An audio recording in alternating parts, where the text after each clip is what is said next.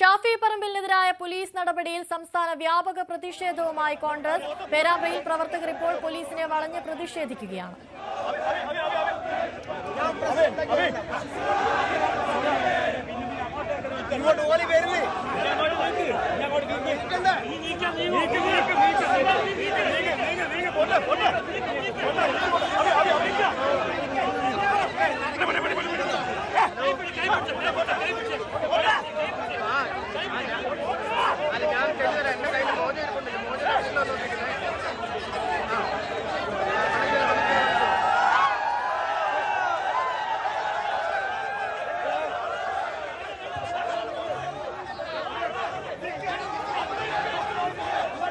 പേരാമ്പ്രയിൽ UDF പ്രതിഷേധം കനക്കുകയാണ്. കൂടുതൽ വിവരങ്ങളുമായി MS അനീഷ് കുമാർ ചേരുന്നു. അനീഷ്, കൂടുതൽ പ്രതിഷേധത്തിലേക്ക് പ്രവർത്തകർ കടക്കുന്നുവെന്ന് വേണോ കരുതാൻ?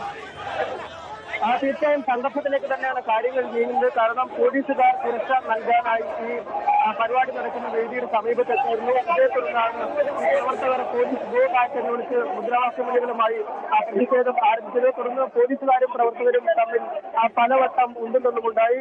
മുതിർന്ന നേതാവ് അഭിജിത്ത് അടക്കമുള്ള ആളുകൾ ഇടപെട്ട് പ്രവർത്തകരെ ഇപ്പോൾ ആ പ്രതിഷേധ സംഗമം നടക്കുന്ന സ്ഥലത്തേക്ക് നീക്കുന്നതിനുള്ള ഒരു നടപടികളാണ് ആരംഭിക്കുന്നത്. പ്രവർത്തകർ പക്ഷേ പിരിഞ്ഞു പോകാൻ തയ്യാറില്ലാതെ നിൽക്കുകയാണ്. കാരണം ഇന്നലെ വലിയ കയ്യേറ്റം അവർക്ക് നേരെ ഉണ്ടായിരുന്നു. ഷാഫി പറമ്പിൽ MP-ക്ക് പരിക്കേൽക്കുന്നതടക്കമുള്ള സാഹചര്യം ഉണ്ടായിരുന്നു. അതുകൊണ്ട് പ്രവർത്തകർ പിരിഞ്ഞു പോകാതെ തമ്പടിച്ചു നിൽക്കുന്ന സാഹചര്യം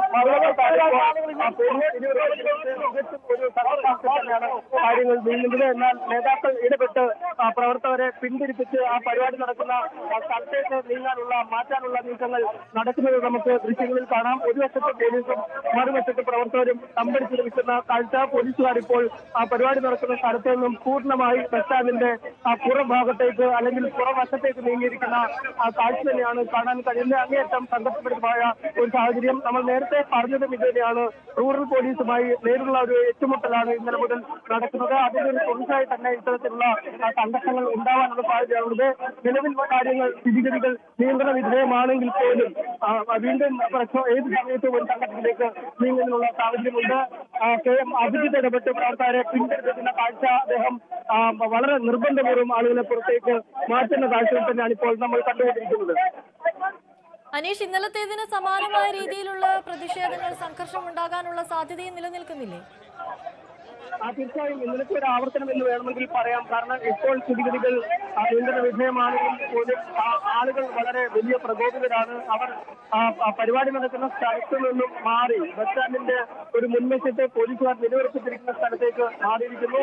നേരത്തെ പോലീസുകാർ ഈ പരിപാടി നടക്കുന്ന സ്ഥലത്തിന്റെ തൊട്ടടുത്ത് വരെ എത്തിയിരുന്നു. ആ പോലീസുകാർ പോലീസ് ഗോ ബാക്ക് എന്ന മുദ്രാവാക്യം വിളികളുമായാണ് പ്രവർത്തകർ അങ്ങേയറ്റം സംഘർഷത്തിന്റെ ഒരു പാതയിലേക്ക് നീങ്ങിയത്. എന്തായാലും നിലവിൽ സ്ഥിതിഗതികൾ നിയന്ത്രണ വിധേയമാണ് എന്ന് പറയാം.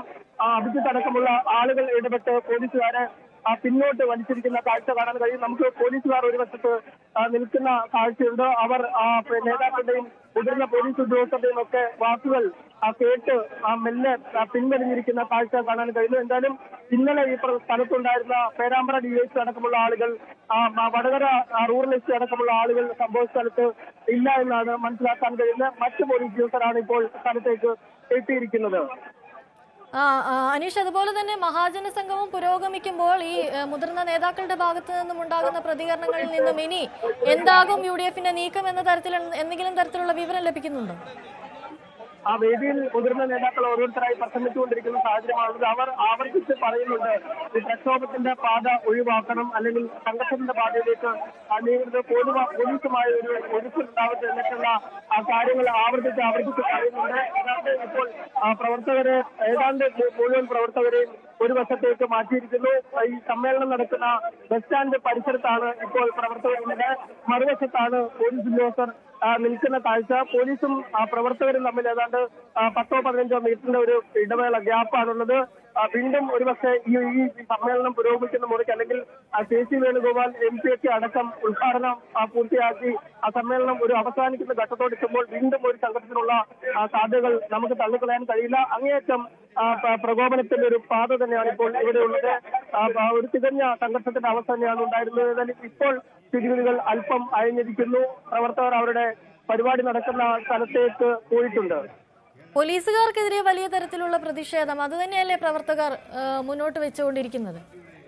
തീർച്ചയായും ഇന്നലെ നടന്ന ഈ ലാത്തി ചാർജിലും ഗ്രനേഡ് പ്രയോഗത്തിലും ഒക്കെ നിരവധി പോലീസ് ഉദ്യോഗസ്ഥർക്കും പ്രവർത്തകർക്കും ഒക്കെ പരിക്കേറ്റുന്നു. അതിൽ ഏറ്റവും പ്രധാനം ഷാഫി പറമ്പിൽ MP-ക്ക് പരിക്കേറ്റതാണ്. അദ്ദേഹത്തിന്റെ മൂക്കിന് പരിക്ക് പറ്റി അദ്ദേഹം ആശുപത്രിയിൽ ചികിത്സയിൽ കഴിയുന്ന ഒരു സാഹചര്യമുണ്ട്. അതുകൊണ്ട് തന്നെ ഷാഫി പറമ്പിലിനെ ഏറെ പ്രിയപ്പെട്ട ആളുകളാണ്. നമ്മോട് നേരത്തെ സംസാരിച്ച ആളുകളൊക്കെ പറഞ്ഞു അദ്ദേഹം ഈ ഷാഫി എത്തിയ ശേഷം ഈ മേഖലകളിൽ കോൺഗ്രസിലുണ്ടായ ഒരു ഉണർവ് അത് വളരെ വലുതാണ്. അതുകൊണ്ട് തന്നെ ഷാഫിക്ക് ഒരു പരിക്ക് പറ്റുമ്പോൾ അത് ഉൾക്കൊള്ളാൻ തയ്യാറാവാത്ത ഒരു മാനസികാവസ്ഥയിലാണ് പ്രവർത്തകരുള്ളത്. അതിന്റെ ഒരു പ്രതിഫലനം തന്നെയാണ് ഇവിടെ കാണും എന്നും പറഞ്ഞിരുന്നു.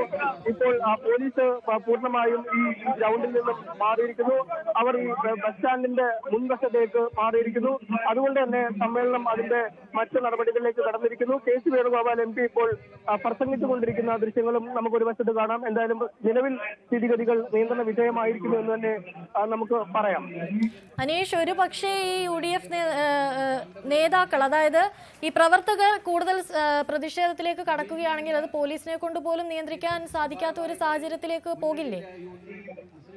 തീർച്ചയായും പോലീസുകാരെ കൊണ്ട് നിയന്ത്രിക്കാൻ കഴിയാത്ത ഒരു സാഹചര്യത്തിലേക്ക് കാര്യങ്ങൾ നീങ്ങും. ഒരുപക്ഷെ പ്രവർത്തകർ ഇനിയും ഒരു നിയന്ത്രണം വിട്ട ഒരു പെരുമാറ്റം ഉണ്ടായാൽ. പക്ഷേ നിലവിൽ സ്ഥിതിഗതികൾ നിയന്ത്രണ വിധേയമായിരിക്കുന്നു. മുതിർന്ന നേതാക്കൾ, പ്രത്യേകിച്ചും KM അഭിജിത്തിനെ പോലുള്ള നേതാക്കൾ ഇടപെട്ട് പ്രവർത്തകരെ പൂർണ്ണമായും ഈ ബസ് സ്റ്റാൻഡിനുള്ളിലേക്ക് മാറ്റിയിരിക്കുന്നു. അതായത് പ്രതിഷേധം നടക്കുന്ന ഇടത്തേക്ക് പ്രവർത്തകരെ മാറ്റിയിരിക്കുന്നു. പുറത്തു വശത്താണ് ഇപ്പോൾ പോലീസ് സംഘടിച്ചു നിൽക്കുന്നത്. പക്ഷേ ഏത് നിമിഷവും പൊട്ടാവുന്ന ഒരു അഗ്നിപർവ്വതം കണക്കെയാണ് ഇപ്പോൾ കാര്യങ്ങൾ നിൽക്കുന്നത്. കാരണം ഈ സംയമനത്തിന്റെ പാത എല്ലാ സമയത്തും സ്വീകരിച്ചെന്ന് വരില്ല. ഒരുപക്ഷെ KC വേണുഗോപാൽ MP-യും മറ്റ് പ്രമുഖരായ നേതാക്കളുമൊക്കെ പ്രസംഗം പൂർത്തിയാക്കിയ ശേഷം പ്രവർത്തകർ വീണ്ടും പോലീസിനെതിരെ തിരിയുന്നതിനുള്ള ഒരു സാധ്യതയുണ്ട്. വലിയ പോലീസ് സന്നാഹമാണ് ഇവിടെ ഒരുക്കിയിരിക്കുന്നത്. നിരവധി പോലീസുകാരുണ്ട്. അവരൊക്കെ ഈ ബസ് സ്റ്റാൻഡിന്റെ മുൻവശത്ത് നിൽക്കുന്ന കാഴ്ച നമുക്ക് കാണാൻ കഴിയും. അതുകൊണ്ട് ഈ സ്ഥിതിഗതികൾ പൂർണ്ണമായി നിയന്ത്രണ വിധേയമായി എന്ന് നമുക്ക് പറയാൻ പറ്റില്ല. പക്ഷേ ഇനിയും സംഘർഷം ഉണ്ടാവാനുള്ള സാധ്യതകൾ തള്ളിക്കളയാനും കഴിയില്ല.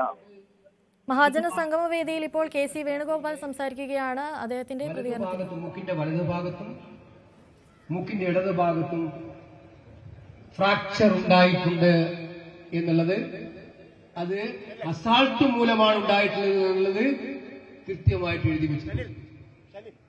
ഞാൻ ഷാഫിയോട് സംസാരിക്കാൻ പറ്റുന്നില്ല. സംസാരിക്കാൻ ഒരുപാട് ആഗ്രഹമുണ്ട്. സംസാരിക്കുമ്പോൾ മുഖത്തെ പേശികളൊക്കെ മുറുകും, പെയിൻ ഉണ്ടാകും, വേദന ഉണ്ടാകും. സ്നേഹിതരെ, സത്യത്തിൽ ഇന്ന് കോഴിക്കോട് ജില്ലയിലെ കോൺഗ്രസിന്റെ ഒരു ക്യാമ്പിൽ പങ്കെടുക്കാനായിരുന്നു ഞാൻ വരാൻ ഏറ്റിരുന്നത്. ഇന്നലെ രാത്രി